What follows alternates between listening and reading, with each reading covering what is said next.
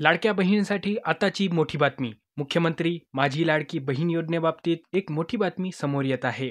ज्यामुळे की लाडक्या बहिणींना मोठा झटका मिळणार आहे. ज्यामुळे त्यांना या योजनेअंतर्गत पैसे मिळणे बंद देखील होऊ शकते. तर चला याबद्दल आपण संपूर्ण माहिती जाणून घेऊया. मित्रांनो, व्हिडिओ आवडला तर नक्की लाईक करा आणि व्हिडिओ कसा वाटला कमेंट करून नक्की कळवा. त्यासोबतच चॅनलला सबस्क्राईब देखील अवश्य करा. मित्रांनो, मागील वर्षी 1 जुलै 2024 रोजी मुख्यमंत्री माझी लाडकी बहीण योजना ही सुरू करण्यात आलेली होती. या योजनेअंतर्गत आतापर्यंत 6 हप्ते लाडक्या बहिणींच्या बँक खात्यावर जमा करण्यात आलेले आहे. या 6 हप्त्यांमध्ये एकूण 9,000 रुपये लाडक्या बहिणींच्या बँक खात्यात वर्ग करण्यात आलेले आहेत. हे पैसे डीबीटी अर्थात डायरेक्ट बेनिफिट ट्रान्सफरद्वारे पाठविण्यात आले आहेत. मात्र या योजनेचा लाभ मिळवण्यासाठी सरकारकडून काही अटी व निकष जाहीर करून देण्यात आलेले आहेत.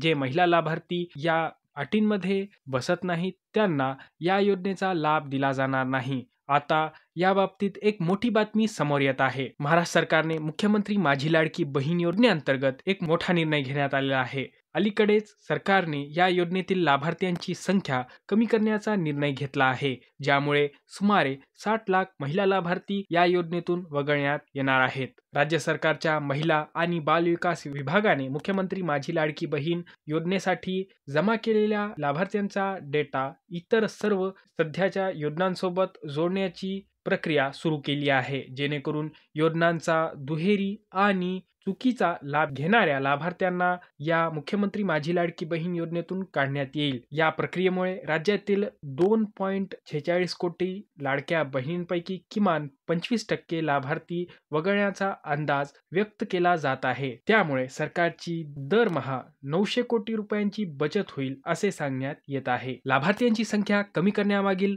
मुख्य उद्देश म्हणजे राज्यावरील आर्थिक भार कमी करणे आणि योजनेची कार्यक्षमता वाढविणे आहे. दुहेरी लाभ घेणाऱ्या किंवा अपात्र लाभार्थ्यांना या योजनेतून काढण्याचा, या योजनेचा लाभ खरोखरच गरजू महिलांपर्यंत पोहोचविण्याचा यामागचा उद्देश आहे. जर का कोणी या योजनेतील अटी व शर्तीमध्ये बसत नसेल तर त्यांना देखील या योजनेमधून वगळण्यात येईल. वाहतूक विभागाकडून डेटा मागितला आहे जेणेकरून यादीतील 4 चाकी वाहन असलेल्या कुटुंबांची संख्या कमी करता येईल आणि या घरांमधून ज्या महिलांची नावे आहेत त्यांना वगळता येईल. याशिवाय करदात्यांची अर्थात जे लोक आयकर भरत आहेत त्यांची देखील यादी आम्हाला या कुटुंबांचे उत्पन्न निर्धारित करण्यास मदत करेल असेही सांगण्यात आले आहे. योजनेच्या सर्व लाभार्थी खात्यांचे ई-केवायसी करणे देखील बंधनकारक करण्यात आले आहे. जर का तुम्ही ई-केवायसी केली नाही तर तुम्हाला या योजनेअंतर्गत लाभ दिला जाणार नाही. हे सर्व कामे